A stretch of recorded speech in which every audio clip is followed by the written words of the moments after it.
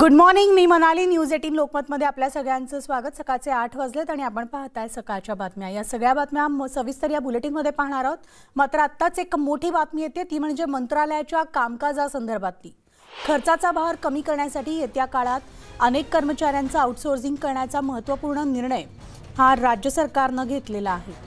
या निर्णयामुळे 20 ते 30% खर्च कपात करण्याचं उद्दिष्ट राज्य सरकारचं आहे. कुशल आणि अकुशल अशी दोन्ही माध्यमातील पदं बाह्य यंत्रणेच्या माध्यमातून भरली जाणार आहेत.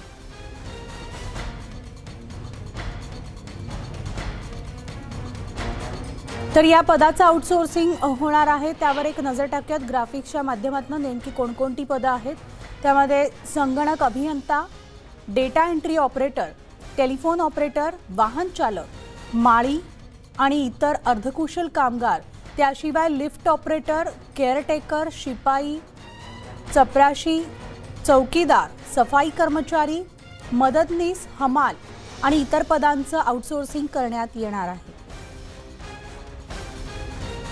तर आत्ताची ही राज्यातली सगळ्यात मोठी बातमी ज्याला म्हणावी लागेल ती म्हणजे राज्य सरकारनं एक महत्त्वपूर्ण निर्णय घेत असून मंत्रालयाच्या कामकाजासंदर्भातला हा निर्णय असणार आहे.